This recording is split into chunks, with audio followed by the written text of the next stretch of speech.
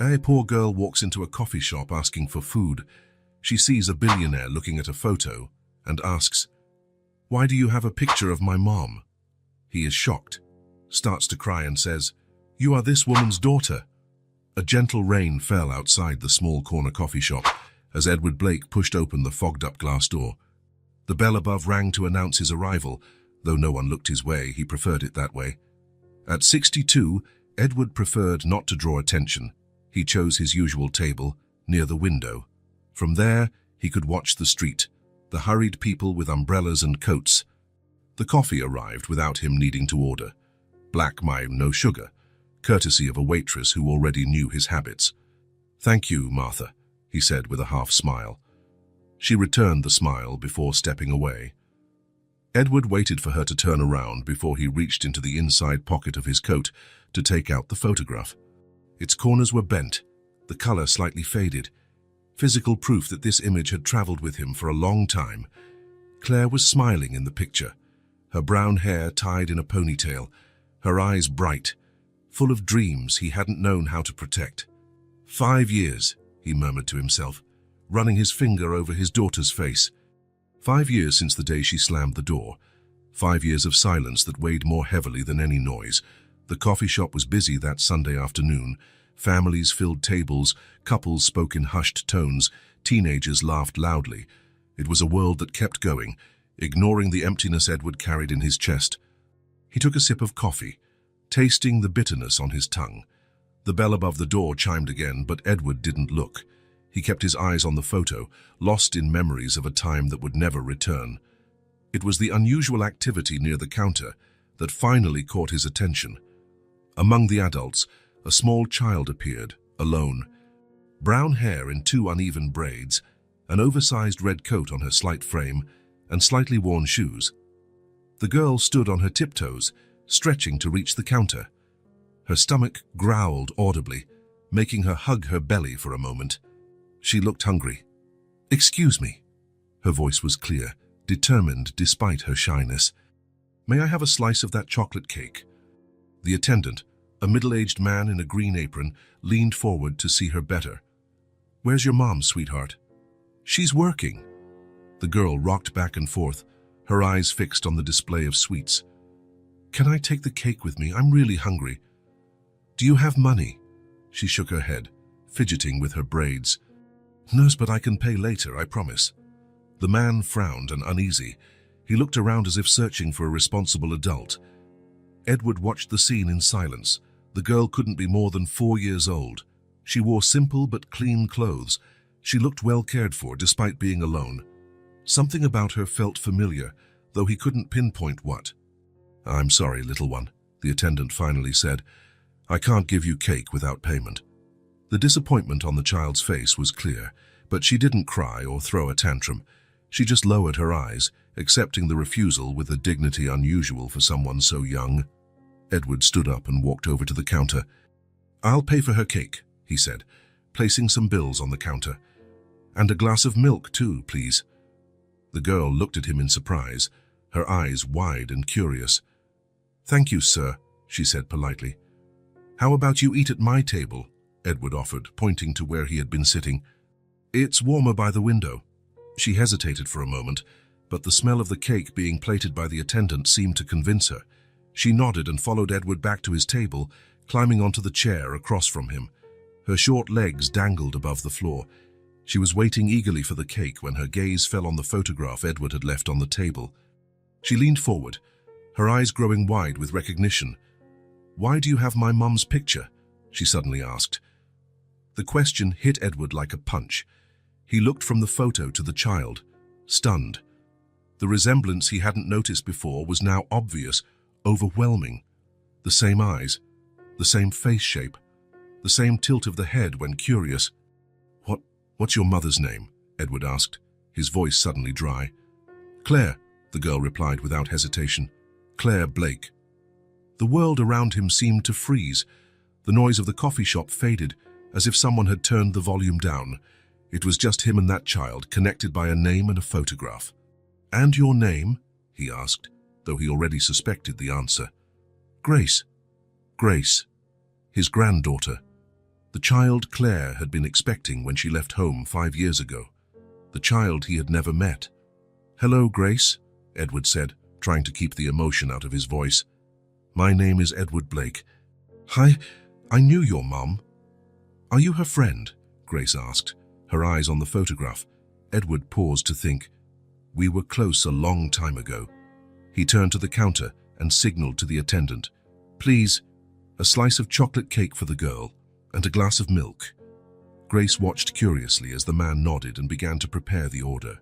"Would you like to sit with me while you eat?" Edward offered, indicating the empty chair on the other side of the table. She hesitated only briefly before climbing onto the chair. Her short legs swung above the floor, the cake arrived, and her eyes lit up. "Thank you," she said politely before picking up her fork. Edward watched as she ate slowly, savoring each bite.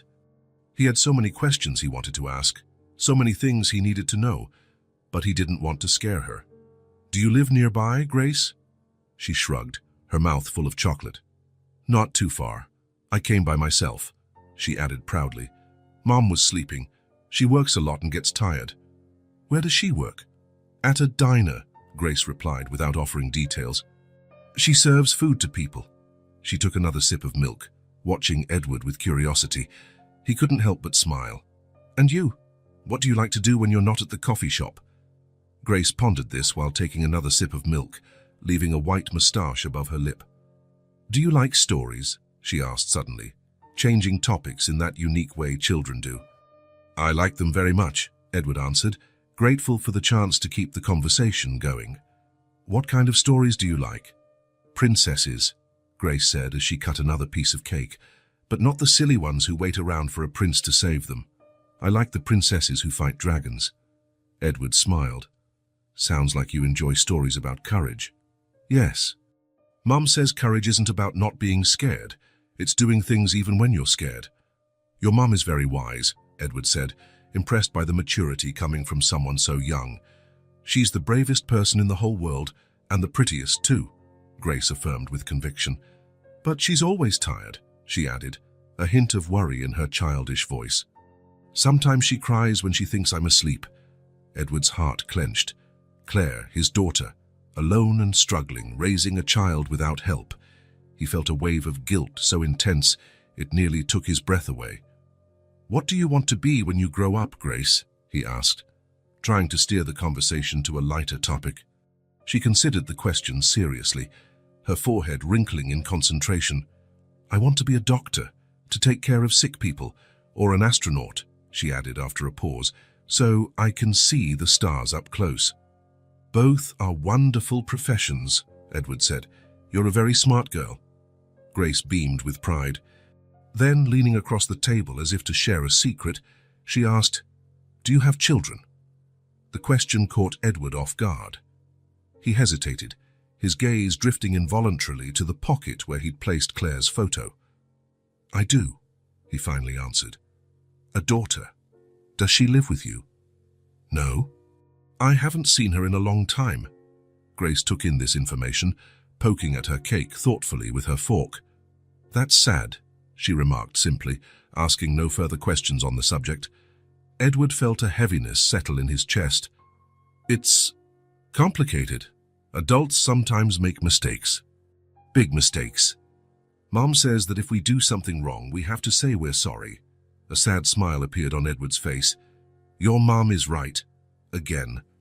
But sometimes saying sorry isn't that simple." "Why not?" "Because," Edward searched for the right words, "sometimes the mistake is so big that the person might not want to hear your apology." Grace considered this. Her fork paused in mid-air. "I think you should try anyway," she said at last, with the disarming simplicity only a child can manage. "Mom always forgives me when I say sorry, even when I break things." Edward swallowed hard, moved by the innocent wisdom of this 4-year-old. "You know what, Grace? I think you're absolutely right." She smiled, satisfied, and resumed eating her cake. Edward watched in silence, marveling at the twist of fate that had brought them together. His granddaughter. Claire's daughter, a small spark of hope after years of darkness. "It's snowing harder," he noted. "I need to go before it gets too dark." A warning bell went off inside Edward. "Let me walk you home. It's not safe for you to walk alone." Grace hopped down from the chair. "You don't have to. I know the way. Mom doesn't like me talking to strangers." She paused, reconsidering. "But you're not really a stranger because you know my mom." Before Edward could insist, she came closer and pointed to the photo in his hands. "Who's that woman in the picture?" Edward looked at Claire's picture, a lump forming in his throat. "She's someone very special to me," he answered carefully, putting the photo back into his coat pocket. "Someone I haven't seen in a long time." Grace nodded, as though she understood perfectly. "My mom has pictures of special people, too. She keeps them in a box under the bed. Thank you for the cake, sir." And with that, as suddenly as she had appeared, Grace walked out the coffee shop door, leaving only the echo of the bell and tiny footprints in the snow. Edward sat there, motionless, as the reality of what had just happened hit him fully.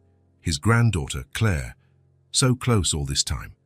He knew he couldn't let this chance slip away. Not again, not this time. The rain kept falling when Grace finally agreed to let Edward walk her, but only up to the corner. She finished the last bite of her cake, wiped her mouth with a napkin, and jumped down from the chair. "Thanks for the cake," she said, adjusting the oversized red coat. He paid the bill, grabbed his own coat and put the photo of Claire in his pocket. Together, they walked to the door of the coffee shop. "Ready?" he asked, looking at the grey sky. Grace nodded with resolve. Edward opened his umbrella and they stepped into the wet street. She walked at his side with quick steps, occasionally splashing in the puddles forming on the sidewalk. The rain tapped steadily on the umbrella, creating a small cocoon around them. "It's this way." She pointed left when they reached the corner. "I can go alone now." Edward hesitated. "Are you sure? I can walk you a bit closer to home." "No," Grace said firmly. "Mom said not to take strangers to our house." He wanted to protest, to say he wasn't a stranger, that he was her grandfather, but the words stuck in his throat. It wasn't his right. Not yet. "All right," he finally conceded. "But be careful." Grace smiled, revealing a small gap in her front teeth. "Bye, sir." "Thanks again for the cake." And before he could say anything else, she dashed down the street, her red coat a bright blur against the grey rain, until she disappeared around the next corner. Edward remained there, unmoving, one arm still extended with the umbrella now sheltering only himself. He stood like that for a few minutes, staring at the spot where Grace had vanished, as if hoping she might come back. Then, slowly, he turned and walked back into the coffee shop. The bell chimed again as he entered. The place was emptier now. The waitress glanced at him curiously as he sat down at the same table, still warm from Grace's presence. Edward stayed seated, his gaze fixed on the door she'd just used. A profound silence enveloped him, but inside, everything was noise. Memories, images, regrets. He pulled out the photo of Claire once more. His heart ached. He saw the face of his daughter still young, full of hope, before everything was lost because of his rigidity and pride. He remembered the last time he saw her, the harsh words, the way she left without looking back. "You're not going to accept that guy as your husband while you live under my roof. Then I won't live under your roof anymore." Just like that. He watched her pack her things into 2 worn bags. He neither helped nor stopped her. He simply watched, convinced she'd be back when the money ran out, when she realized that her musician boyfriend had no future, when life showed her that Edward was right. She never came back. And now, 5 years later, he learned he was a grandfather, a 4-year-old girl, brave and bright enough to walk alone through the city, a child who had inherited her mother's eyes, that same tilt of the head, that same determination. Silent tears rolled down his cheeks, one after another. He made no effort to hold them back. He cried for the daughter he lost, for the granddaughter he had almost not met, for the family he had helped push away. The pain of the past weighed even more heavily now, yet something inside him began to shift. The pride that had once consumed him seemed small and foolish in light of the chance to reconnect that fate had offered. The rigidity that had shaped his life now seemed like an empty shell, a shield against his true feelings. The waitress came over to ask if he wanted more coffee, but silently withdrew when she saw his tears. Edward didn't notice her. He was lost in thoughts, in the decisions he needed to make, in the path he would choose from now on. He wiped away his tears with the back of his hand and looked again at the photo of Claire. She smiled there, frozen in time, before the distance between them had grown, before the words left unspoken had driven them apart. It was there, in that simple coffee shop with the sound of rain as witness, that Edward made a silent promise, his eyes still wet. He would find Claire. He would look for her, even if she rejected him. He would reconnect with Grace. He would do everything in his power to fix what he had broken with his own hands. He put the photo back in his pocket, left some bills on the table, and stood up. The bell chimed as he stepped into the rainy street, but something had changed. His steps were lighter, his posture more determined. Edward Blake had a mission, and nothing would stop him from fulfilling it. The alarm didn't even need to go off. Edward was already awake well before dawn, his eyes fixed on the ceiling, his mind running through the plan for the day. It had been a long night, filled with dreams in which he ran through unknown streets, always glimpsing a red coat turning corners he couldn't reach. By 7 in the morning, he was up. He showered, shaved with unusual care, and chose a shirt Claire had given him for some long-ago birthday. A discreet navy blue, she'd said, brought out his eyes. Maybe it was superstition, but he felt he needed all the luck he could get. He barely touched his breakfast. His stomach was in knots from anticipation. Maybe Grace would show up again at the coffee shop. Maybe it was part of a routine she had while her mother slept after working the night shift. The possibility, faint though it was enough to get him out the door early. The coffee shop opened at 8. Edward arrived at 8:05 to find the place nearly empty. 2 elderly ladies chatted in a corner. A man read the newspaper at the counter.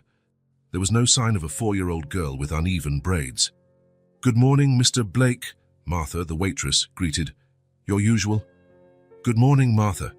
Today I'd like 2 slices of that chocolate cake and 2 glasses of milk, please." She raised her eyebrows, surprised at his change in routine, but said nothing, merely jotted down the order and walked away. Edward chose the same table as the day before, near the window. From there, he had a clear view of the street and the door. He wouldn't miss Grace if she arrived.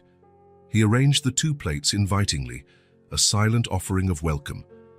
The hours began to pass, the sun rose higher, and the light changed hue as it filtered through the window. The coffee was replaced by water.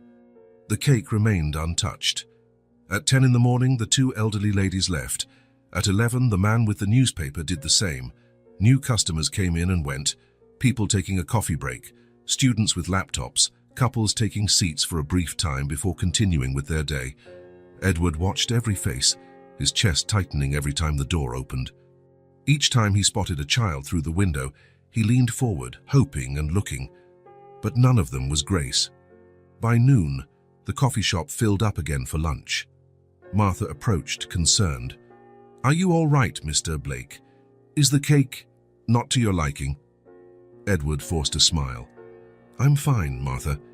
I'm waiting for someone." She nodded, a sympathetic look on her lined face. "I see. I'll bring some fresh coffee." He thanked her with a nod.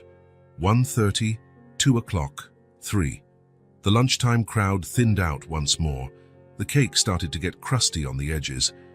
Edward refused to give up, but with every passing minute, he felt hope slipping through his fingers like fine sand. At 4 in the afternoon, the exact hour he'd met Grace the previous day, his heart began to race. He kept his gaze fixed on the door, as though he could will her into appearing. The bell rang several times. None of them heralded her arrival. "Mr. Blake?" Martha touched his shoulder gently. "We're closing early today, kitchen renovations." Edward looked at her, disoriented, like he was snapping out of a trance. He noticed then that the coffee shop was nearly empty, the employees already cleaning tables. "What time is it?" "Almost 6. He'd lost track of time. 10 hours in the same chair, waiting. 10 hours of hope slowly turning into disappointment. "Sure," he finally responded, rising to his feet. His muscles complained from being still so long. "What do I owe you?" "The cake is on the house," Martha said kindly. "You can take it with you if you'd like." He thanked her but left the slices untouched. He couldn't eat them. Outside, the street looked different than it had the afternoon before. The sun was beginning to set, casting an orange glow on the buildings. Edward walked aimlessly for a few blocks, trying to sort through his thoughts. The city was too large. Grace could be anywhere, Claire as well. Hoping for another random encounter at the coffee shop was foolish, he realized now. He couldn't rely on luck. He had to act.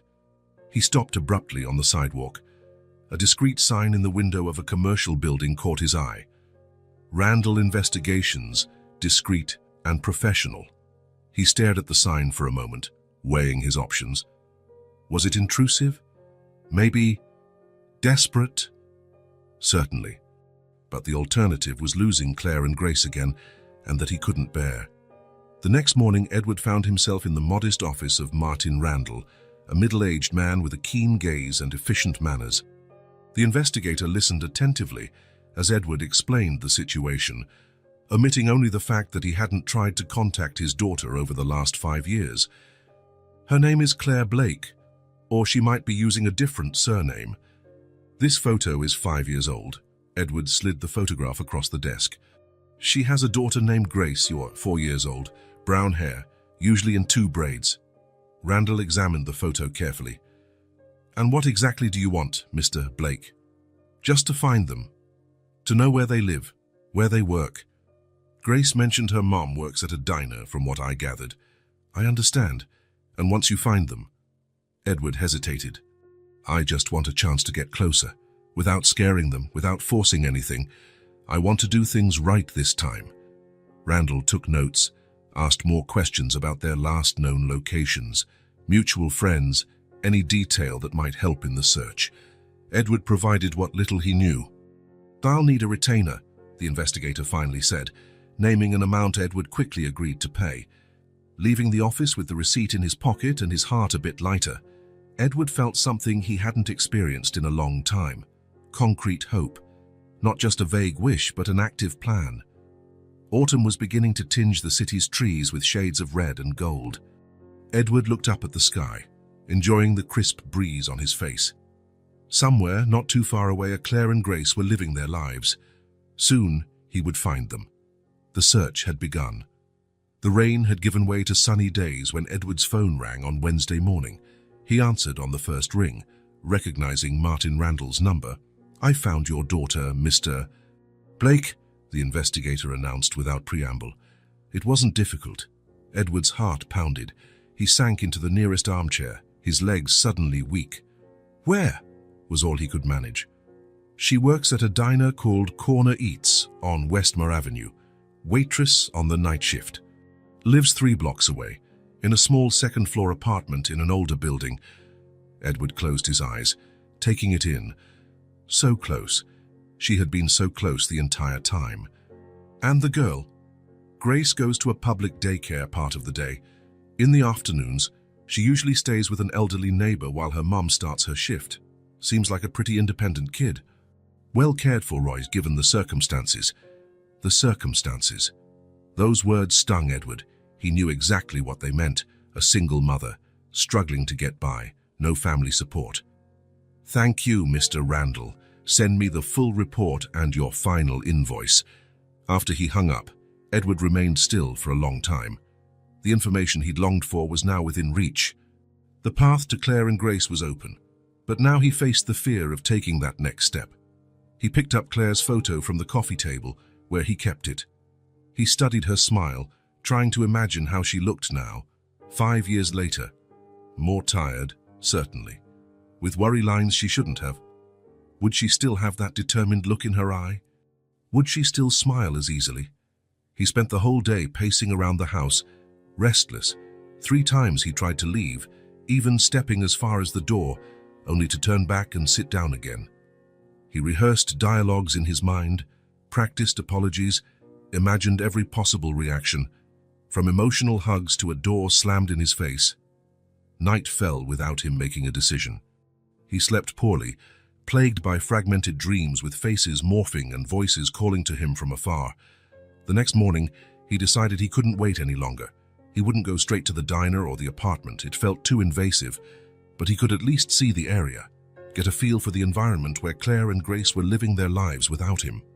He dressed carefully, dark pants, a simple blue shirt, a light blazer. He wanted to look respectable but not intimidating. In the mirror, he saw a man aged by regret, eyes carrying the weight of wrong choices. Westmore Avenue was only a 20-minute drive from his house. He parked a few blocks away and walked, trying to steady his breathing. The neighborhood was modest but pleasant. Small shops, a pharmacy, a newsstand, ordinary people living ordinary lives. He spotted the Corner Eats diner across the street, a simple place with a faded red awning protecting a few outdoor tables. He resisted the urge to go in. He wasn't ready to see Claire like this unannounced at her workplace. Instead, he kept walking, taking in every detail of the area, imagining Grace playing on these sidewalks, Claire shopping in these stores. He turned right down a side street, then left, with no clear destination. That's when he saw her. Sitting on the concrete steps in front of a small apartment building was Grace. She wore a simple yellow dress and cradled a ragged cloth doll with fraying yarn hair. Her own hair, loose that day, spilled over her shoulders in messy curls.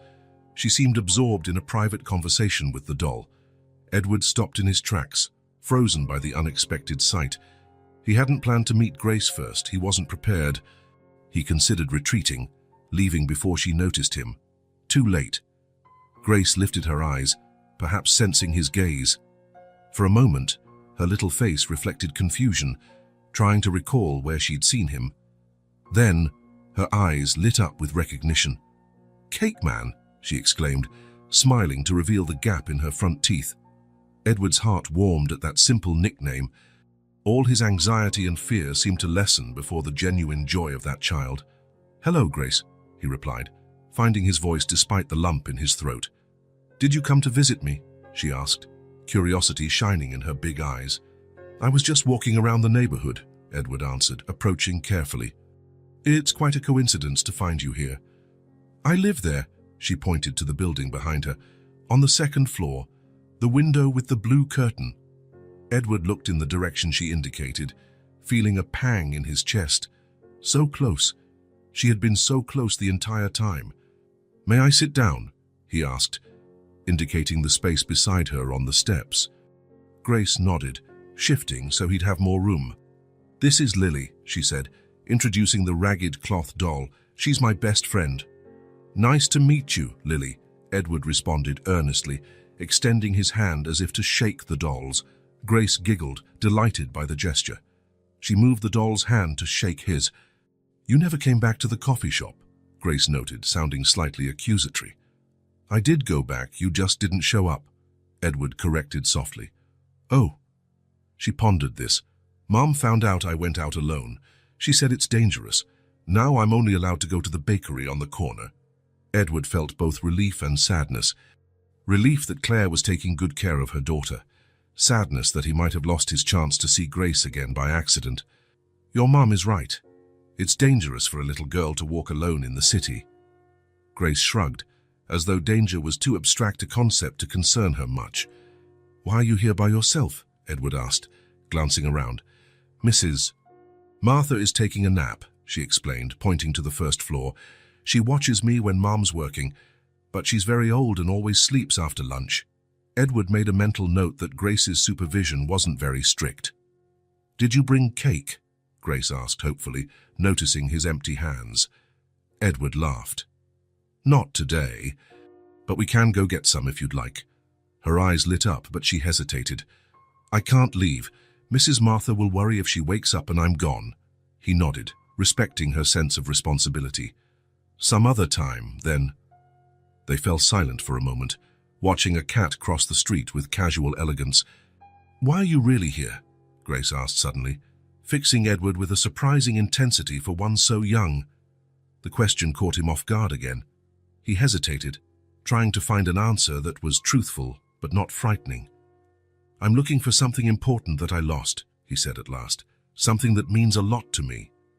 Grace seemed to accept that. "I lose things sometimes. Mum says I'm too distracted." "And do you find what you lose?"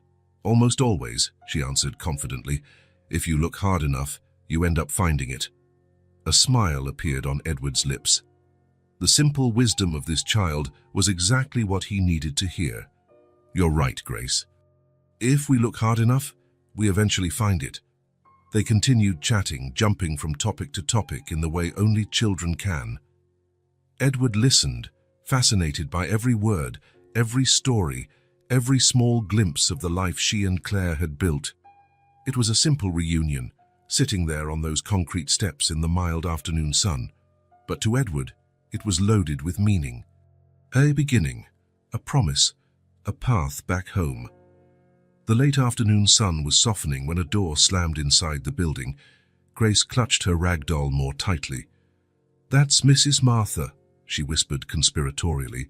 "She always slams the doors when she wakes up from her nap." Edward nodded seriously, participating in the silent conspiracy.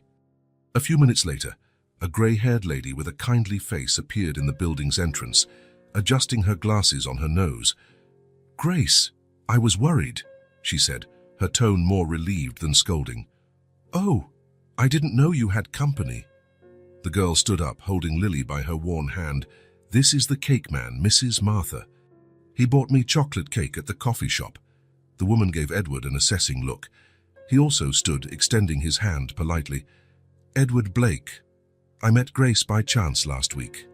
"Martha Wilson?" she replied, shaking his hand with surprising firmness. "I'm Claire's neighbor. I look after this young lady when her mother's at work." Edward noticed the protective tone. Martha clearly cared about both Grace and Claire. "Are you a relative?" she asked, still suspicious. The question hung in the air. Relative, yes, he was. Grandfather, father, family, words he felt he'd lost the right to use. "A friend," he finally answered. "Just a friend." Martha seemed to accept that response, though her eyes indicated she'd stay alert. "Grace, dear, your mum will be here soon for lunch before her shift," she said, checking her watch. "We should go upstairs to brush that hair, don't you think?" "Mum's coming for lunch?" Grace's eyes lit up. "Can I wait here?" The older woman hesitated, glancing at Edward. He felt the weight of her scrutiny. "We promise we'll stay right here on the steps," he assured her, "where you can see us." Martha considered for a moment. "All right, Claire should be here in about 20 minutes. I'll be watching from my window," she added, a veiled warning in her voice. When they were alone again, Grace sat back down, swinging her legs to some imagined tune. "Did you know my mom works nearby?" she asked, smoothing her yellow dress. "It's a little diner with red tables. Sometimes she brings me dessert." Edward's heart raced. Claire would be there in 20 minutes. The reality of an imminent reunion hit him hard. "It must be a nice place," he said, trying to keep his tone neutral. "It is. Sometimes there's a man who plays guitar, and there's a cat that sits in the window," Grace continued, oblivious to Edward's tumult. "Mom says when I'm bigger, I can help serve the tables." "Would you like that?" Edward asked, genuinely curious to learn more about his granddaughter. Grace shrugged. "Maybe. But I also want to be an astronaut, or a veterinarian." "Or a princess," Edward smiled. "You can be anything you want." "That's what Mom said," she exclaimed, as if he had passed a secret test. The conversation flowed naturally. Grace spoke about her world with the simplicity of childhood, stories about school, about Lily, about the bird that built a nest in the tree in front of the building. Edward listened to every word, storing them as precious treasures. "That's my mom!" Grace suddenly pointed to a figure approaching at the end of the street. Edward followed her gaze and felt as if the world had stopped turning. Claire, his daughter. She walked quickly, her hair in a practical ponytail, wearing simple jeans and a light blue blouse. Even from a distance, he recognized her determined posture, the slight tilt of her head Grace had inherited. "Mom!" Grace shouted, waving enthusiastically. Claire smiled and waved back, picking up her pace. Only when she got closer did she notice Edward sitting beside her daughter.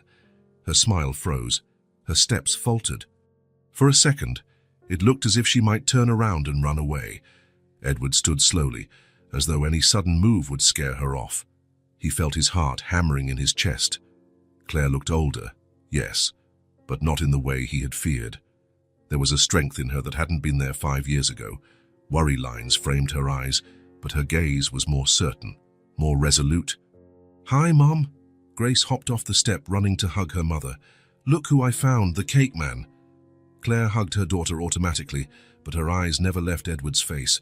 A storm of emotions played across her features: shock, confusion, anger, fear. "Grace," she said finally, her voice controlled, "why don't you go see if Mrs. Martha needs help with that recipe she was making?" The girl looked from Claire to Edward, sensing the tension but too young to understand it fully. "But you just got here," she protested. "Just for a minute, sweetheart.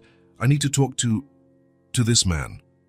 Grace hesitated, but then nodded. "Okay, but don't take too long. Lunch is spaghetti today." She ran up the steps, her rag doll bobbing in her hand. When the door closed behind Grace, the silence between father and daughter became almost tangible. They stood only a few feet apart, but there was a chasm between them.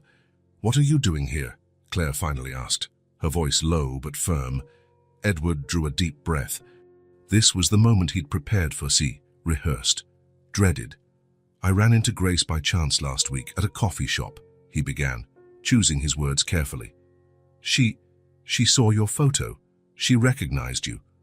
Claire folded her arms, a defensive posture Edward knew well. "So you found out you have a granddaughter, and now you want to walk into our lives like nothing happened?" Her question was hard but fair. Edward felt the weight of every word. "No," he answered honestly. "I don't have that right. I just wanted to see you, know how you are, tell you I'm sorry." Claire let out a bitter laugh. 5 years later, because it's convenient for you now. It's not like, it's exactly like that," she interrupted, her voice trembling slightly.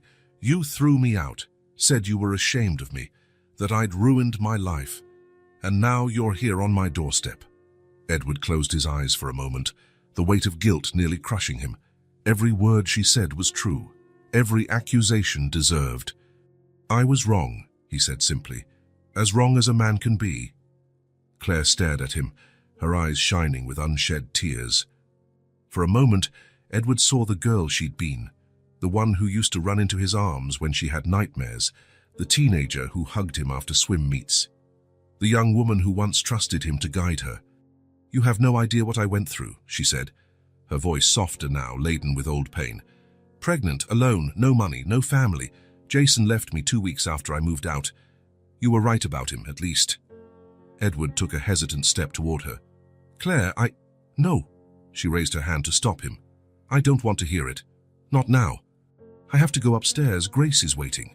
She started to turn back toward the building's entrance. Desperation flared inside Edward.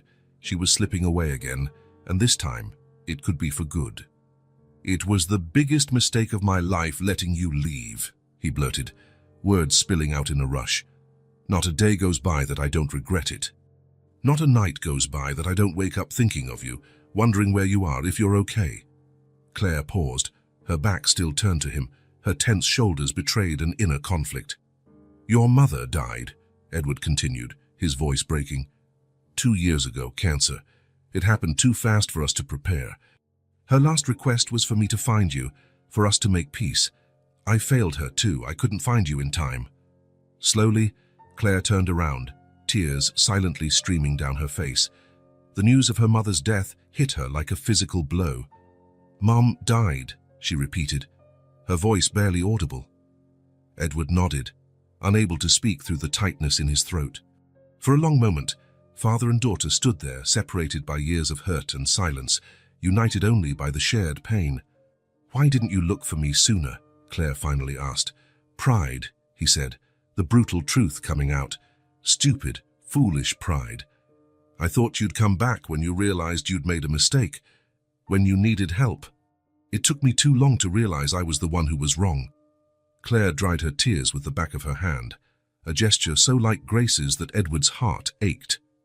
"So what do you want from us now?" she asked. The question hung between them, laden with possibilities and dangers. "A chance," he answered simply, "to get to know my granddaughter, to help you, if you'll let me, to try to fix what I broke." Claire took a deep breath, looking older and more tired than her 27 years justified. "It's not that simple. You can't just appear and expect me to welcome you with open arms. I know. Grace is my priority, I won't let her get hurt. Neither will I, Edward promised. Never. Claire studied his face for a long moment, as if searching for something in his familiar features that might guide her decision. I'll give you a chance, she finally said, her words carefully measured. One.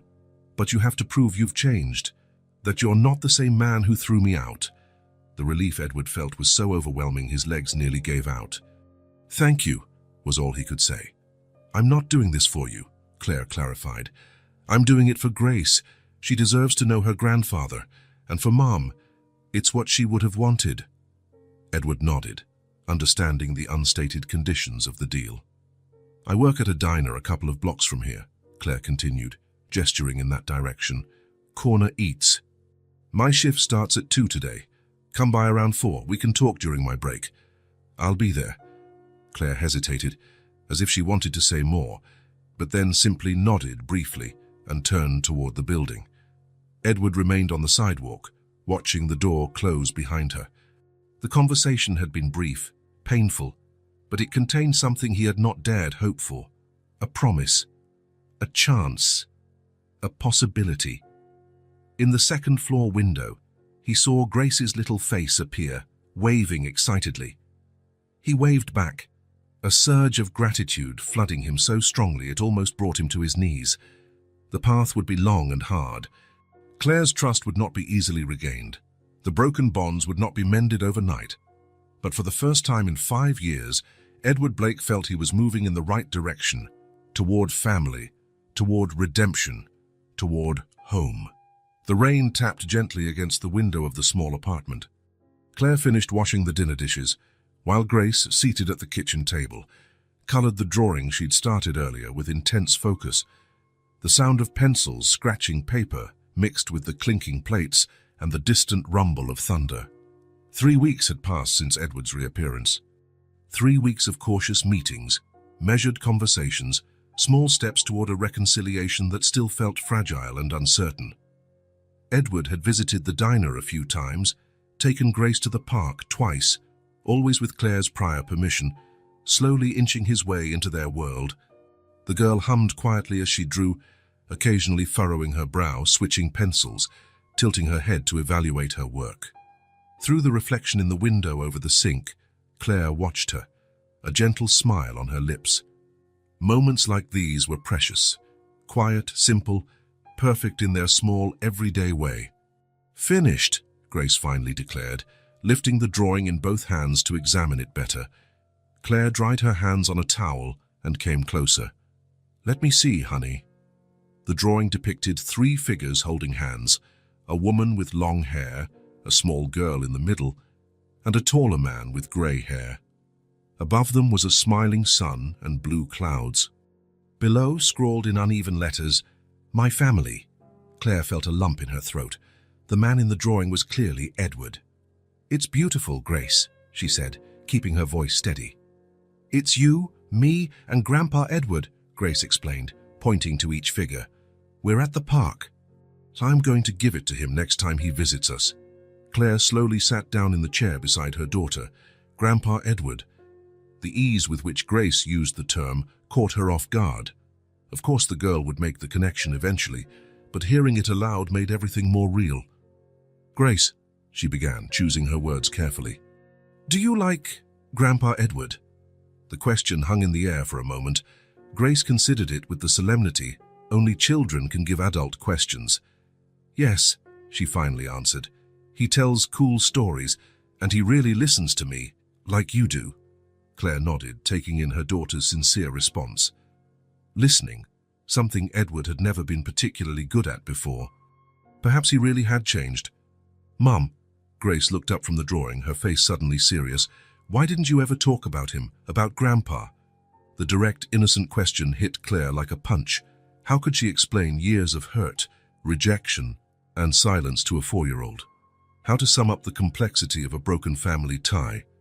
Claire gently touched her daughter's messy curls, gaining time to organize her thoughts. Sometimes, she began slowly, people who love each other can still hurt each other, even without meaning to. Grace frowned, trying to understand. Like when I accidentally broke your necklace. A bit like that, yes, but also different. Claire offered a small smile. When I was younger, before you were born, Grandpa Edward and I had a big disagreement. We got really sad and angry with each other. Why? Claire sighed. How could she simplify years of frustration, disappointment, and the final fight that led to her leaving home? We disagreed on some important thing, she explained. I wanted to go one way, and he wanted me to go another. We were both stubborn, and neither of us knew how to talk about it properly. Grace looked deeply thoughtful. Was it because of my dad? She asked suddenly, surprising Claire with her insight. Partly, Claire admitted, seeing little point in lying. Your dad and we met at a complicated time. Grandpa thought he wasn't right for me. Was he right? Grace's question sounded remarkably mature for someone so young. Claire hesitated. How to answer without belittling Grace's absent father or lying to her, without making things more complicated. Your dad had different dreams than mine, she finally said. He wanted to travel, see new places, follow his own path. He wasn't ready for a family. He wasn't ready for me, Grace concluded, lowering her gaze to the drawing. Claire's heart twisted. She gently lifted her daughter's chin, forcing her to look into her eyes. Listen to me, Grace. You are the best thing that ever happened in my life, the most important. If I could go back in time, I'd do everything exactly the same, because in the end I got you. Grace smiled shyly, the sparkle returning to her eyes. Then why did you and Grandpa stay apart for so long? She returned to her original question. Claire sighed, seeking the right words, because sometimes pride makes it hard to apologize, and hurt makes it hard to forgive, even when you want to. Your grandpa and we both made mistakes. But now he's back, Grace noted, a simple statement of fact. Yes, Claire said softly. He's back. The girl seemed satisfied with that answer. She looked down at her drawing again, running a finger over the figure of her grandfather, as though memorizing the details. I like him, she said simply. He listens to me and doesn't treat me like a baby. We can keep seeing him, right? Please. The question, delivered with so much hope in her big eyes, touched Claire deeply. Despite all her reservations, all her scars, she couldn't deny her daughter the chance to know her grandfather, to have a larger family than just the two of them. Yes, she answered, her voice unsteady. We can keep seeing him. The smile that lit up Grace's face said more than 1,000 words. She leapt from her chair and hugged her mother tightly, wrapping her small arms around Claire's neck. Thank you, Mom, she said, planting a big, slightly sticky kiss on Claire's cheek. Then, as quickly as the embrace began, Grace returned to her drawing, adding more details to the sky, completely absorbed in her task. Claire watched her daughter, marveling at how children can accept, forgive, and move forward without the weight of the past, without the complicated baggage adults carry. Grace's innocence wasn't ignorance. It was a form of wisdom Claire had lost long ago. Maybe it was time to relearn. Outside, the rain began to let up. A stubborn ray of sunlight broke through the clouds, creating a faint rainbow in the distance. Claire saw it through the kitchen window and allowed herself a small smile, a symbol of promise after a storm, of new beginnings. For the first time in a long time, she felt that maybe, just maybe, things could really turn out all right. The season was changing slowly. The autumn rains gave way to cooler mornings and gentle mist that covered the streets in the early hours. The trees along the avenue lost their leaves, forming a golden-red carpet on the sidewalks. Time passed, as it always does, marking with subtlety the start of a new phase. The first official visit took place on a Saturday. Edward arrived promptly at 2 in the afternoon, as agreed. He carried a small package wrapped in colorful paper, handling it almost too carefully. When Claire opened the door, she noticed he had gotten a haircut and chosen less formal clothes, jeans and a simple blue shirt under a light jacket, a conscious effort to appear more approachable, less intimidating. Thank you for letting me do this, he said, still standing in the doorway as though afraid to cross an invisible boundary without explicit invitation. Claire nodded, stepping aside so he could enter. Grace is excited. She's been talking about you all week. The small apartment was modest but cozy, used furniture chosen carefully, a few plants on the windowsills, Grace's drawings taped to the fridge. It was a real home, built with effort and love. "Grandpa!" Grace's cheerful voice came from the hallway, and in the next instant she was rushing toward Edward, hair loose and bouncing. He instinctively crouched to meet her, but hesitated, unsure if he should hug her. Grace had no such reservations. She threw herself into his arms with the absolute confidence only a child can have. "I brought you a present," Edward said when they finally pulled apart. He offered the brightly wrapped package, which Grace accepted with shining eyes. "Can I open it now, Mom?" she asked, looking at Claire. "Of course, honey." With eager fingers, Grace tore off the paper, revealing an illustrated storybook. The title read, "Princesses Who Rescue Dragons," in colorful letters. "You said you liked brave princesses," Edward explained when Grace looked up at him in surprise. "It's perfect," she exclaimed, flipping through the brightly colored illustrations. "Will you read it to me?"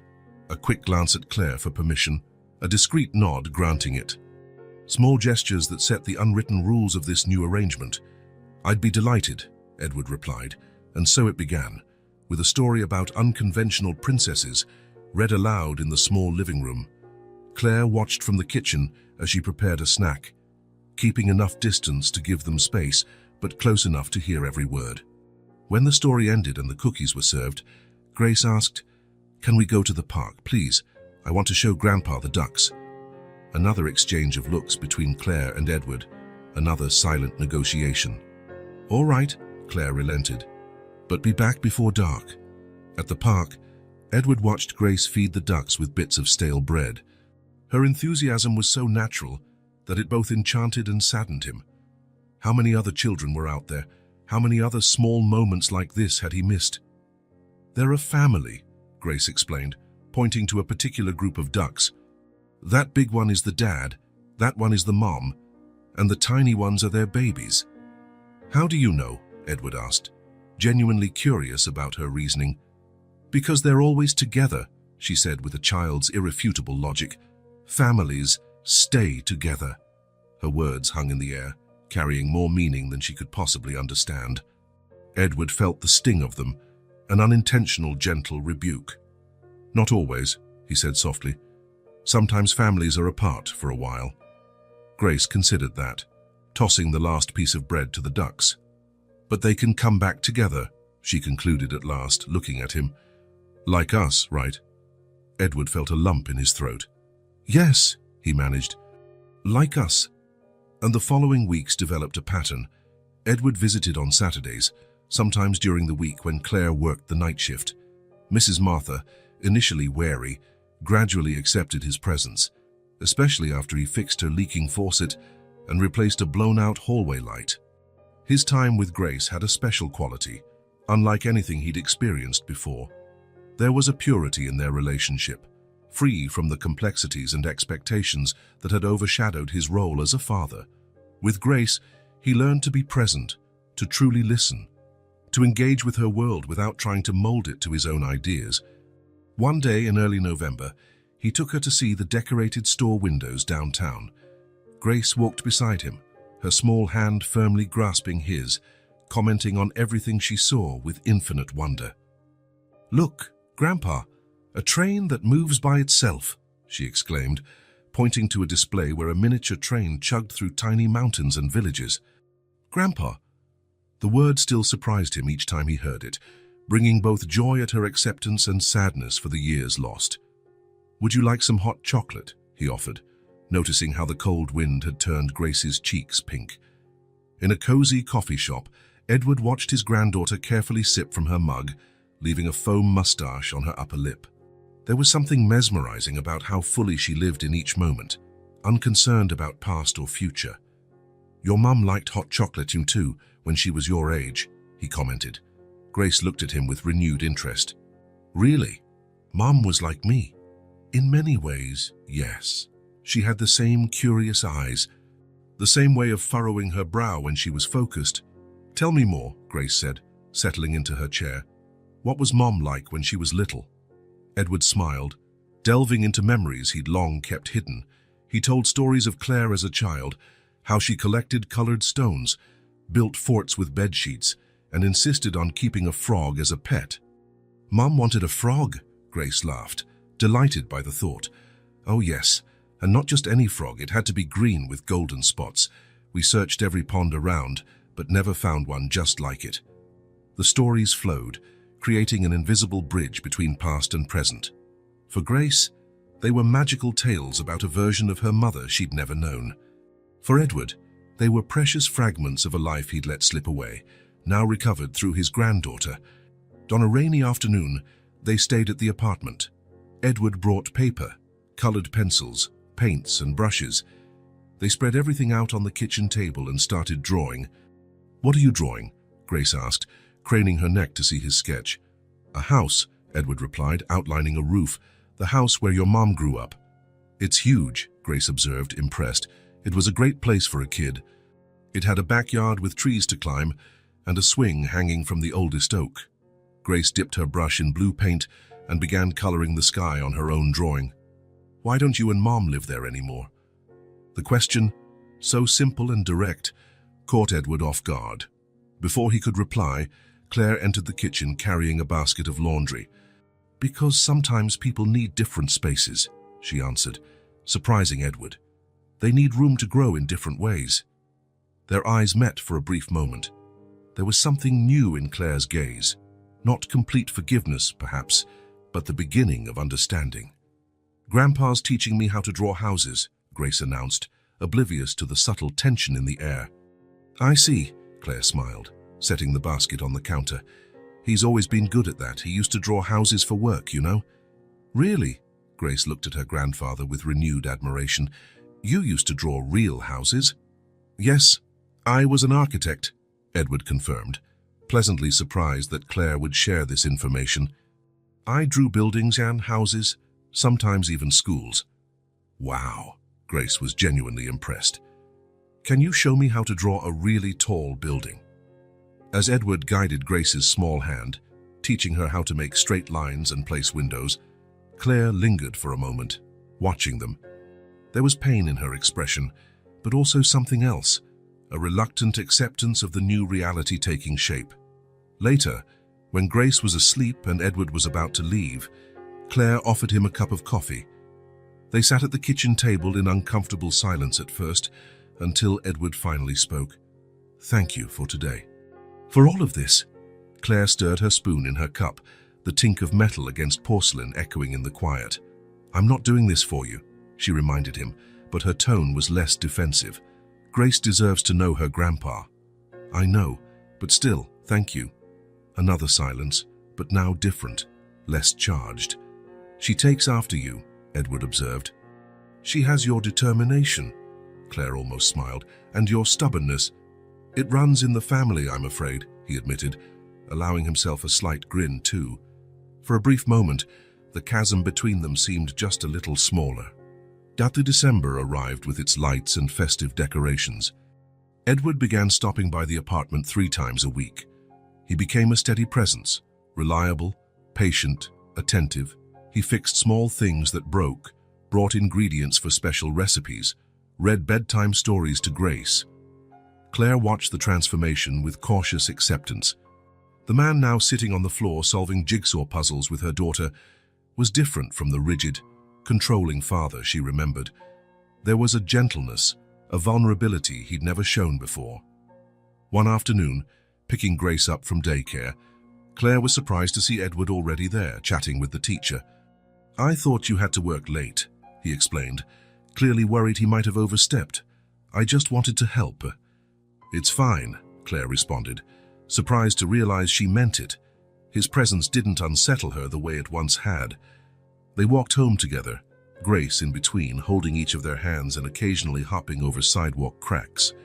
"Grace showed me her drawing today," Edward said, "the one for the school play." "She's excited," Claire smiled.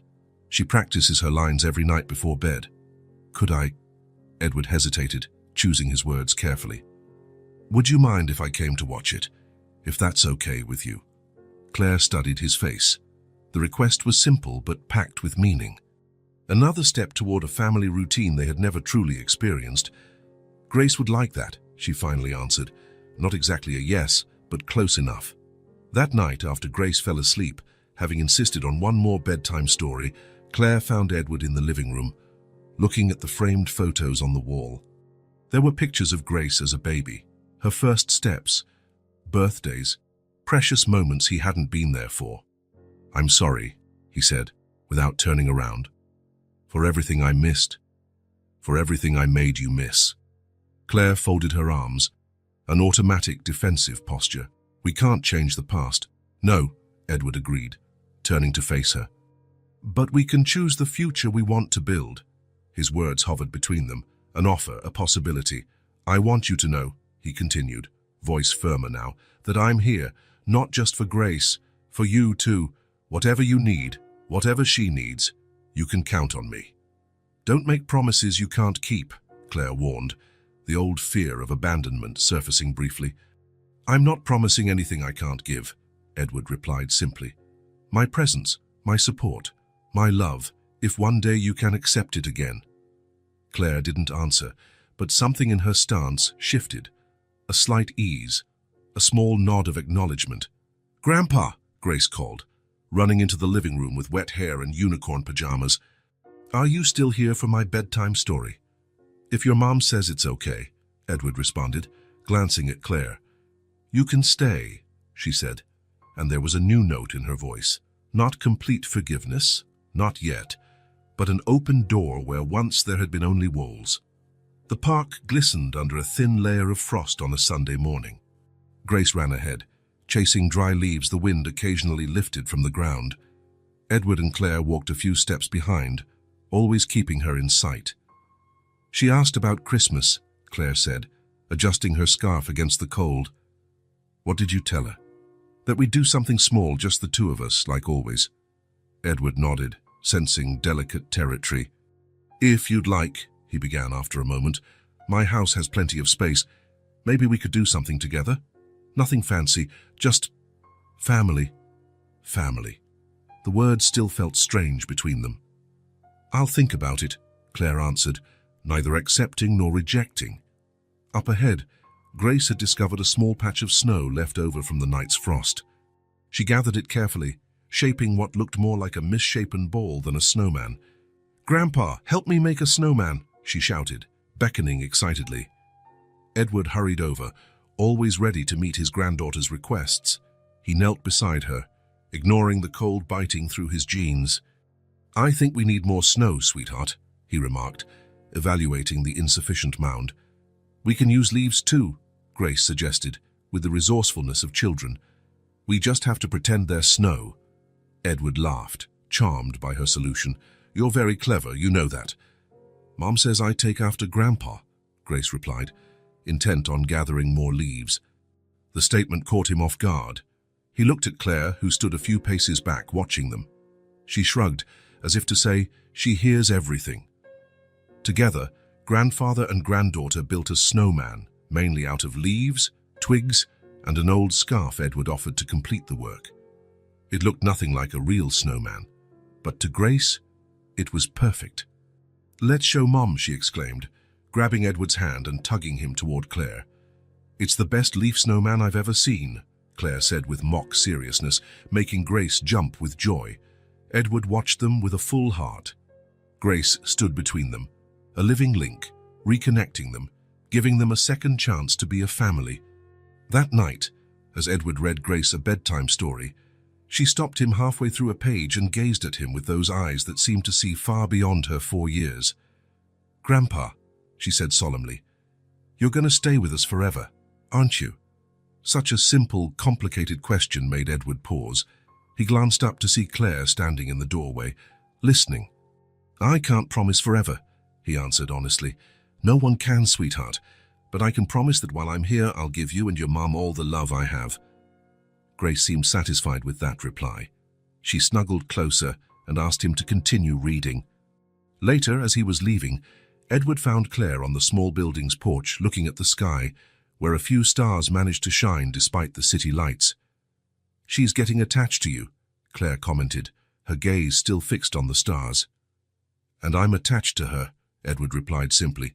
A comfortable silence settled between them. There was no longer a desperate need to fill empty spaces with words, just mutual acceptance that all three were on a journey together. "Good night, Claire," Edward finally said, stepping down the first stair.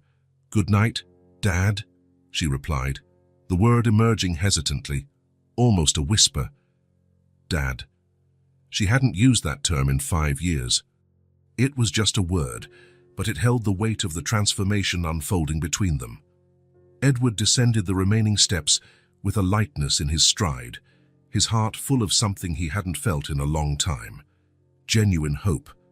Their bonds were growing, strengthening day by day, not through grand gestures or dramatic declarations, but through small, genuine, real moments. With Grace calling him Grandpa as they built sandcastles in the park, with Claire allowing herself to use the word Dad again, with a promise, not of perfection, but of presence. A family rebuilding itself, one day at a time. Winter had fully settled over the city.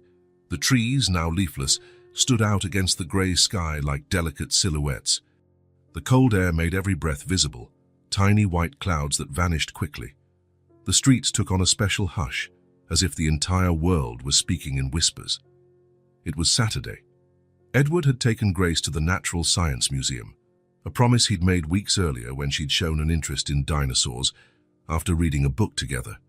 They spent the entire morning there, admiring huge skeletons, mysterious fossils, and detailed dioramas of long-gone worlds. Grace was especially enchanted with the interactive exhibit, where she could excavate fossils in a specially designed sandbox. Armed with a little brush and wearing a souvenir explorer's hat Edward had bought at the gift shop, she worked with single-minded concentration. "Look, Grandpa, I found a T-Rex tooth," she cried, holding up a plaster mold with immense satisfaction. "Amazing, my little scientist," Edward replied, snapping a photo with his phone. He'd send it to Claire later, as he often did during his outings with Grace. They ate lunch in the museum cafe, sandwiches, juice, and a slice of chocolate cake they shared. Grace chattered non-stop, soaking up information like a sponge and forming her own theories about what dinosaurs were really like. "I think Tyrannosaurus Rex was rainbow-colored," she declared. "The books show him as green or brown, but I bet he was cooler than that," Edward grinned.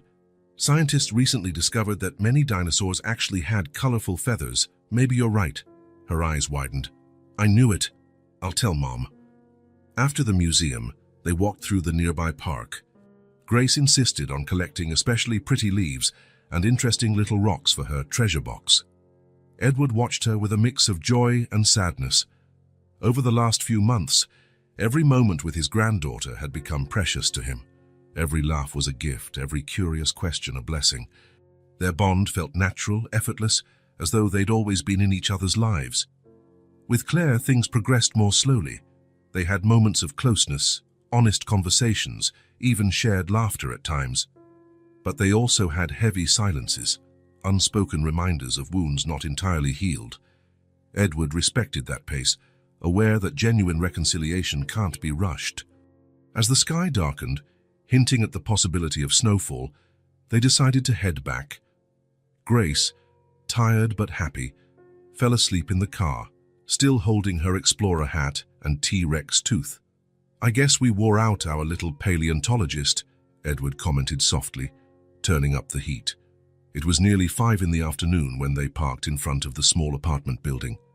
Taking care not to wake her, Edward carried Grace up to the second floor, a small backpack of her treasures slung over his shoulder. Claire opened the door before they even knocked, as if she'd been waiting by the window. "Looks like someone had quite a day," she remarked quietly, smiling as she saw her sleeping daughter. "We explored the age of dinosaurs," Edward explained, stepping into the warm apartment. She never stopped for a second. With gentle coordination, they moved down the narrow hallway to Grace's room. Edward laid her on the bed while Claire removed her shoes. They worked in silent harmony, like a dance they had somehow practiced for years. The explorer hat went on the bedside table. The T-Rex tooth remained clutched in her small hand, even in sleep. "I promised she could start a collection," Edward whispered, explaining her attachment to the item. Claire just nodded, pulling the blanket over Grace. For a moment, they stood side by side, watching her sleep. There was something almost sacred in that simple domestic scene, a peace Edward never thought he deserved, but was profoundly grateful for. Back in the living room, Claire offered him a cup of coffee. He accepted, though normally he would have declined this late. He had something to say, something he'd been rehearsing in his mind for weeks. Maybe now was the right time. The kitchen was small but cozy. A vase of fresh flowers decorated the round table covered with a striped cloth. On the walls, more of Grace's drawings, many depicting 3 figures holding hands: mother, daughter, and grandfather. Claire prepared the coffee with practiced movements. The familiar aroma filled the room. When they finally sat down, face to face, Edward noticed how she seemed less tense around him than in those early visits. She looked gentler, as though the harshest edges of her hurt had begun to soften with time. "She had a wonderful day," Claire said, breaking the silence. "The photos you sent, she looked so happy." "She's an extraordinary child," Edward replied. "So curious, so full of life." "Yes, she is," Claire smiled, proud. Another silence fell, this one not uncomfortable.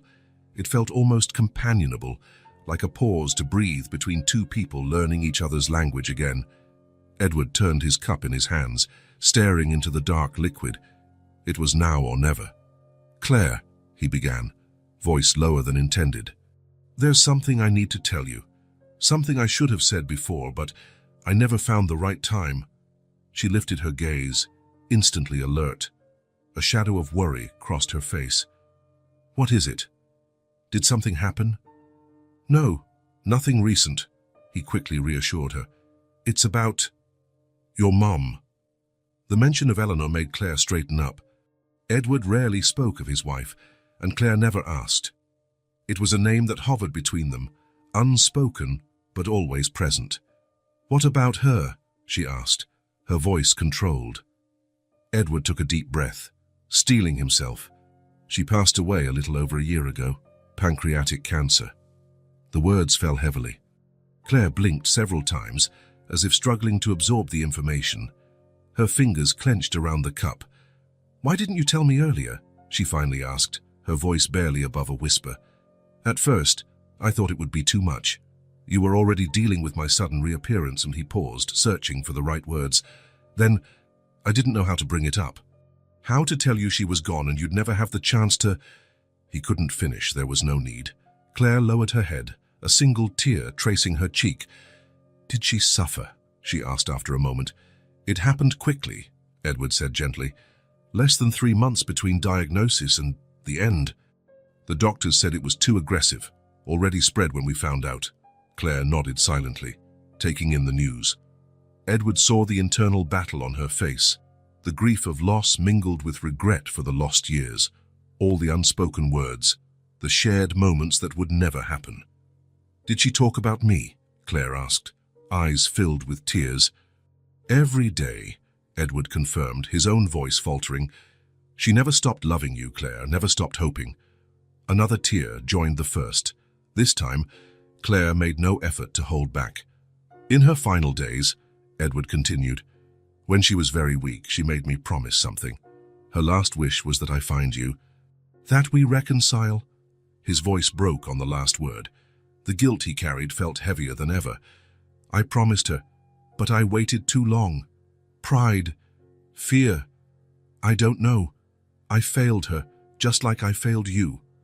Without warning, Claire reached across the table and took his hand. The simple, kind gesture startled Edward. He looked at her fingers resting on his, a gesture that seemed to contain an entire universe of meaning. "You're here now," she said gently. "That's what matters." Edward couldn't hold back his own tears. They flowed silently, tracing the lines on his face etched deeper by lonely years. "Forgive me, Claire," he whispered, voice raw. "For everything. For letting you walk out that door." She gripped his hand a bit tighter. "I already have," she replied, her voice unsteady with emotion. "I didn't realize until now, but I forgave you some time ago." Something broke between them in that moment, not destructively, but as a release, like an old dam finally giving way, letting pent-up waters flow their natural course. Tears that had waited years to be shed, words that had waited years to be spoken. They stayed like that for a long time, hands clasped across the kitchen table, united by their love for a woman who was no longer there, and a child sleeping in the next room. A fragmented family beginning to find its way back to wholeness. Outside, the first snowflakes of winter began to fall, as soft and gentle as forgiveness. Winter was starting to show signs of departure.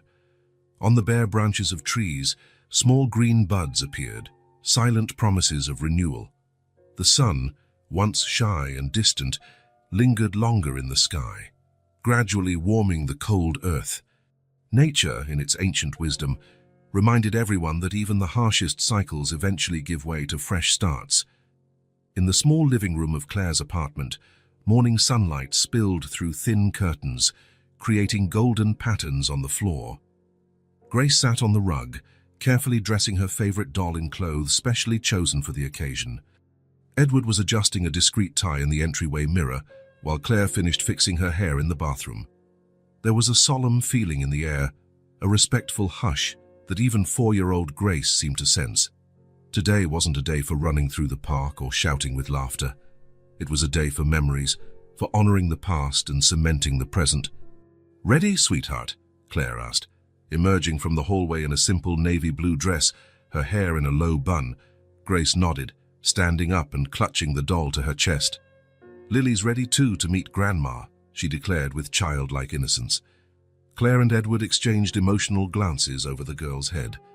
In recent weeks, since that conversation in the kitchen where so much had come to light, things had changed irreversibly between them. The constant tension of their first meetings had ebbed into a quiet truce, and then, gradually, a new kind of closeness. It wasn't the same relationship as before, nor could it ever be. It was something new, built on the foundations of the past, tempered by a deeper understanding of each other's strengths and vulnerabilities. "Let's go," Edward said softly, extending his hand to Grace, who took it without hesitation. The cemetery was on the outskirts of the city, a peaceful place with old trees and stone benches along well-tended paths. Edward drove in silence, occasionally checking the rearview mirror for Grace, who gazed out the window with curious eyes. "Do you think Grandma will like my doll?" she asked suddenly, breaking the silence. The question caught Claire off guard.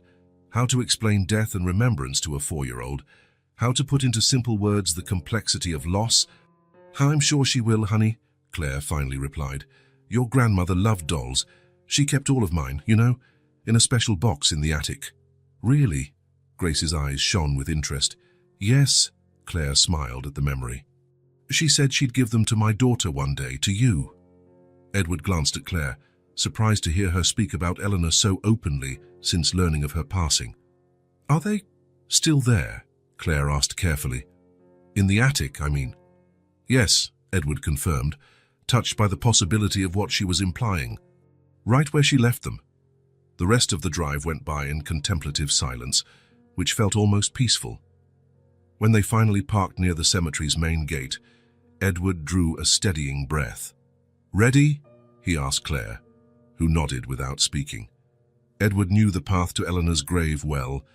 He'd walked it alone countless times over the past year, always bringing fresh flowers and unsaid words. Today, however, he wasn't alone. Today, he was fulfilling the promise he'd made to his wife in her last moments. The grave was simple, elegant in its understatement. A grey marble headstone with Eleanor's full name, her birth and death dates, and the inscription Edward had chosen so carefully: "Beloved wife, mother, and grandmother. Her love lives on in us." Grace, who had been fairly quiet during the walk, now studied the headstone curiously. "Is this where Grandma lives now?" she asked in her small voice, echoing in the still air. "In a way, yes," Edward replied gently, kneeling beside her. "This stone marks where her body rests, but many people believe the spirit of those we love stays with us, even if we can't see them." "Like an invisible angel?" she asked. "Exactly like an invisible angel," Edward smiled, touched by her analogy. Claire stood a little apart, arms crossed over her chest, as if physically bracing herself against the emotions surging within. Her eyes locked on the headstone, as though looking beyond the stone for something of her mother. Edward rose and took a step back, sensing Claire needed this moment. Grace, following her grandfather's cue, also backed away, still clutching his hand. Slowly, Claire approached the headstone. She knelt on the still damp grass, not caring about her dress. For a long moment, she just stayed there, unmoving, hands on the cold marble as if searching for lingering warmth. "Hi, Mum," she said finally, voice barely above a whisper. "Sorry it took me so long." Edward felt a tightening in his chest. He saw the weight of loss Claire carried, not just a mother who had passed away, but the years they hadn't spoken, the questions unasked, the moments they'd never share. "Your last wish came true, Mom. I'm here," Claire continued, her voice trembling with emotion. "We're here."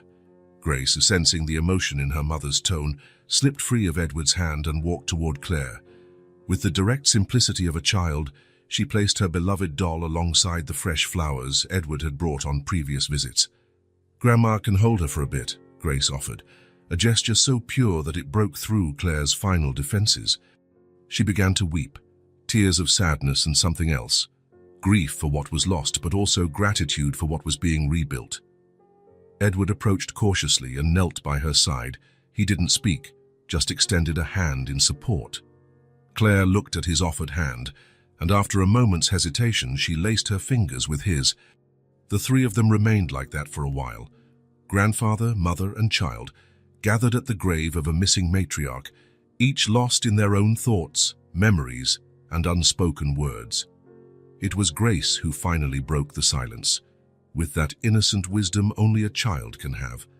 "I think Grandma's happy now," she declared confidently. "Because we're all together." Claire smiled through her tears, pulling her daughter into a tight hug. "I think you're right, my love."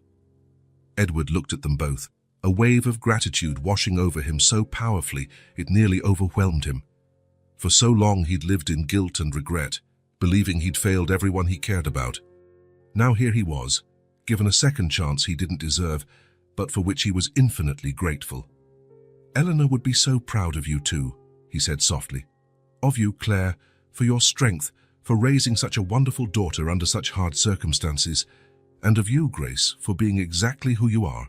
And of you too, Dad," Claire added, surprising him, "for finding the courage to change." The word Dad, spoken now with new acceptance, free of the bitterness it once carried, struck Edward like a sunbeam breaking through a storm. When they finally stood to leave, they did something that felt both natural and extraordinary. They held hands, Grace in the middle, holding her mother on one side and her grandfather on the other, forming an unbroken chain. They walked like that along the cemetery paths, united not just physically, but by something deeper, more resilient. They weren't a perfect family. There were still scars to heal, tough conversations ahead, adjustments to make. But they were a family, a real one, brought together by improbable circumstances, strengthened by a new kind of love that acknowledged mistakes, allowed forgiveness, and embraced imperfection. As they passed through the gates, the spring sun burst fully through the clouds, bathing them in a golden light. A new day, a new beginning, a new chance to do things differently. Together, spring had arrived in full bloom. The once barren trees now boasted vibrant green foliage. Colorful flowers bloomed in planters and gardens, filling the air with soft fragrances. The days grew longer, the sun more generous. It was a season of rebirth and new beginnings, the perfect backdrop for the change that was about to take place in Edward, Daisy, Claire, and Grace's life. Claire's small apartment was filled with boxes, some taped shut and labeled in her neat handwriting, others still open, waiting for the last items. Grace darted about, trying to help, though her help mostly involved unpacking items that had already been organized and asking endless questions. "Can I bring all my books, and my drawings, and Lily's house?" she asked, clutching the rag doll to her chest. "Yes, sweetheart, we're taking everything," Claire replied patiently, while folding Grace's brightly colored clothes. The decision hadn't been easy. After the visit to the cemetery, something had shifted definitively between Claire and Edward. Old wounds had begun truly healing. Conversations became easier, more honest. Claire allowed herself to talk about her mother, to ask questions about her final days, to share memories she'd kept locked up for so long. Late one night in the apartment kitchen, while Grace slept, Edward finally extended the invitation. "The house is too big for one person," he said, staring into his cup of tea. "It always was, even when there were 3 of us." Claire studied her father, noting the new lines on his face, the loneliness in his eyes since her mother's death. "Are you sure about this?" she asked cautiously. "It's a huge change for all of us." Edward lifted his gaze, determination in his expression. "I've never been so sure," he replied. "That house, it's where you grew up, where we should have been a family. Maybe we can try again. Do better this time." Claire mulled it over for several days, weighing the pros and cons, both practical and emotional. She spoke to Grace in simple terms, trying to gauge how her daughter felt about the move. "Live at Grandpa's house, with the big backyard and the tree to climb?" Grace had responded, eyes shining with excitement. "Can we go right now?" In the end, the decision was easier than Claire expected. The apartment, though filled with important memories, had always felt temporary. Edward's house, her childhood home, offered not just more space, but a chance to rewrite their story, to create new paths where before there had been only dead ends. Now, looking at the boxes containing her last 5 years of life, Claire felt a mix of nostalgia and relief. This place had been her refuge, her safe harbor when she needed to rebuild from nothing. But it had also been a symbol of her isolation, her daily struggle to stay afloat. The doorbell rang, interrupting her thoughts. Grace ran to answer it. "Grandpa's here," she announced, though it was obvious. Edward entered, carrying coffee and pastries from a nearby bakery. "I figured we might need some extra energy," he explained, placing the bag on the table. Over coffee and a shared pastry, Grace got most of the chocolate frosting around her mouth. They went over the final details of the move. The truck would arrive in 2 hours. Mrs. Martha would come by later to say goodbye and return a set of keys. "Are you sure you don't want to keep the couch?" Edward asked, eyeing the worn but comfortable piece that took up much of the small living room. Claire shook her head. "We'll leave it for the next tenant. I've made arrangements with the landlord. Besides, you already have too much furniture." "True," Edward agreed. "Actually, I was thinking maybe you'd like to redecorate a bit, change some rooms, really make the house your own as well." Claire smiled, touched by the gesture. "Let's take it one step at a time."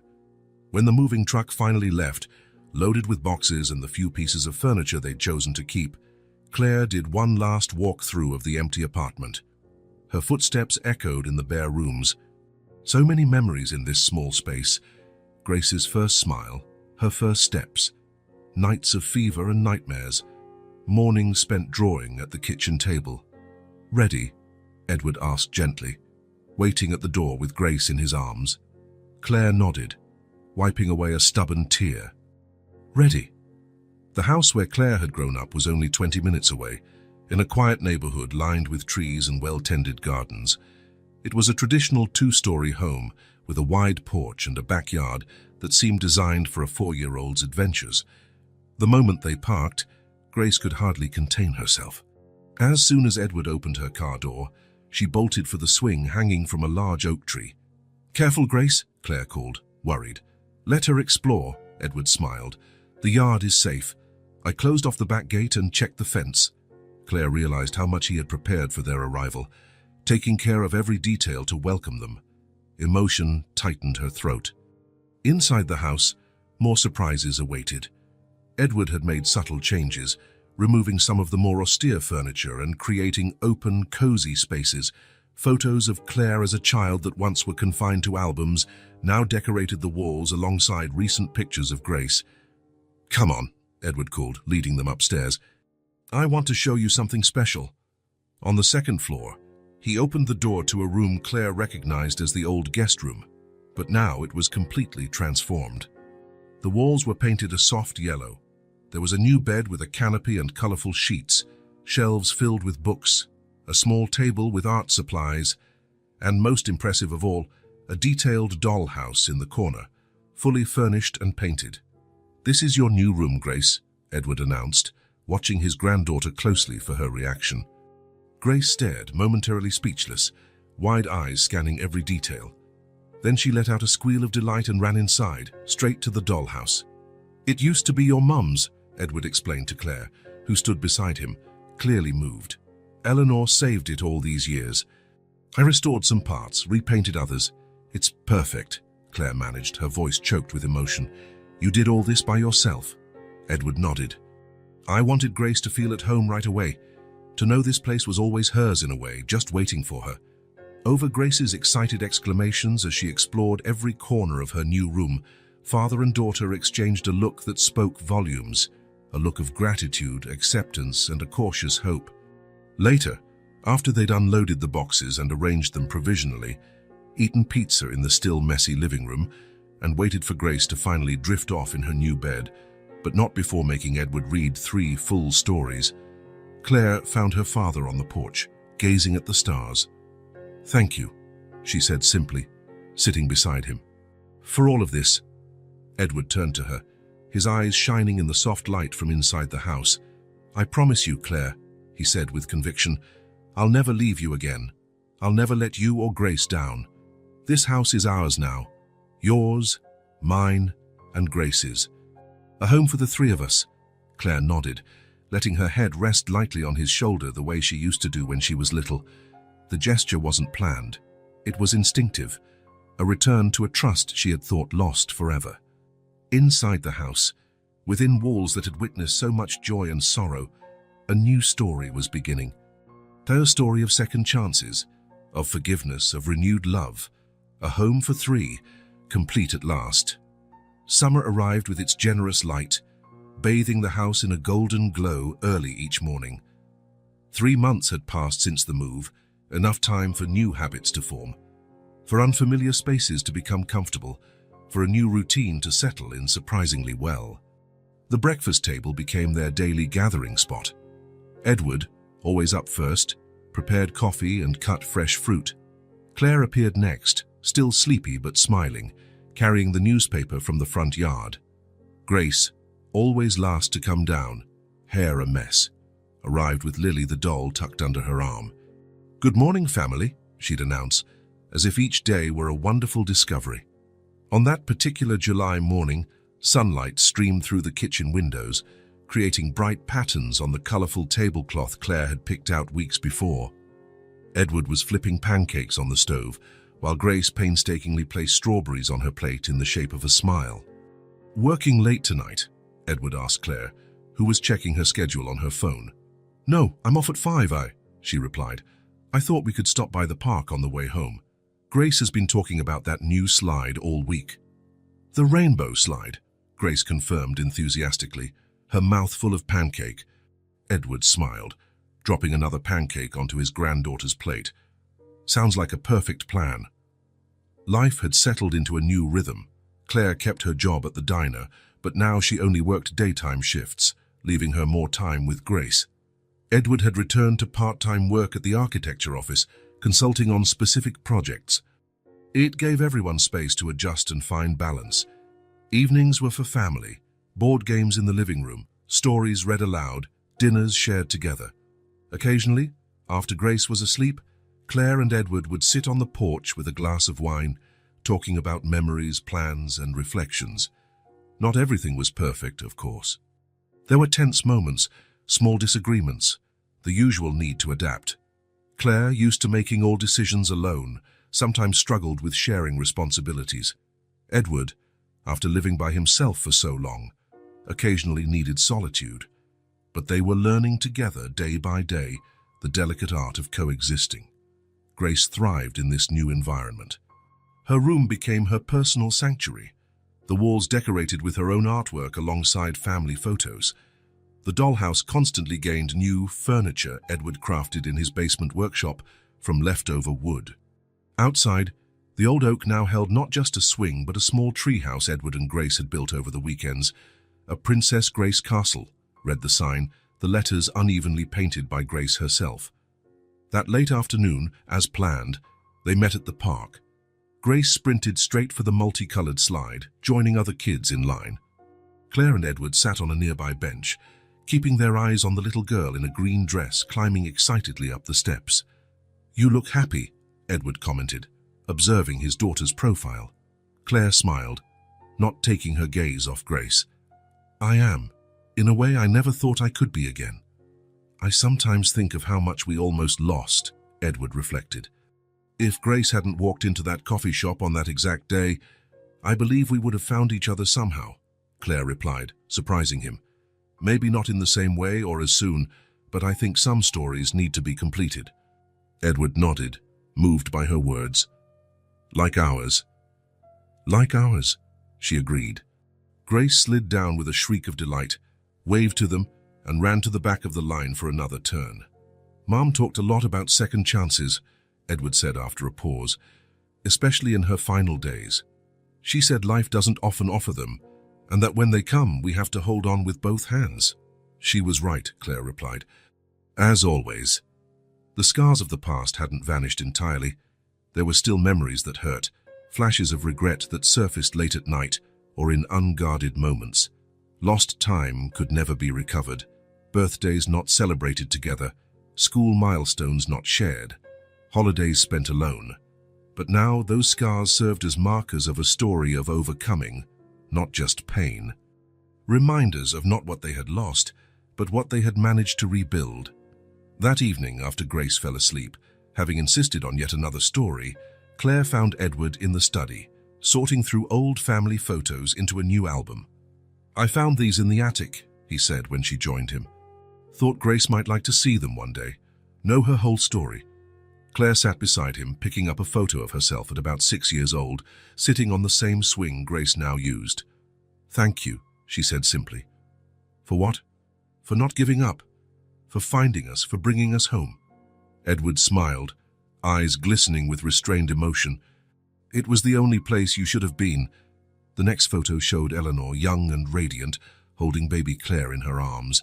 Her gaze seemed to hold all the love and hope in the world. She'd be proud of us, Claire said quietly, of how we found our way back to each other. Yes, she would, Edward agreed. And she'd be especially proud of you, of the strong woman you are, of the wonderful mother you've become. Claire squeezed her father's hand, a simple gesture that carried years of history. Pain transformed into acceptance, hurt turned into forgiveness. Upstairs, Grace slept peacefully, dreaming of rainbow slides, treehouse castles, and stories of fearless princesses. In her 4-year-old world, the family had always been complete. Grandpa, Mum, and daughter, bound by ties that, in her eyes, had always existed. In a way, she was right. Those ties had always existed, even when stretched by distance, time, and pride, unseen maybe, but never truly broken, just waiting for the right moment to be rediscovered, strengthened, celebrated. The old house, with walls that had witnessed so much, now held a new story, a story of rebirth, of forgiveness, of love found again. It was not just a happily ever after, but the beginning of something new and precious, a family, whole, at last. If this story touched your heart, subscribe to the channel and turn on notifications so you don't miss the next ones. Leave a like, because it helps this story get recommended to more people. See you in the next story.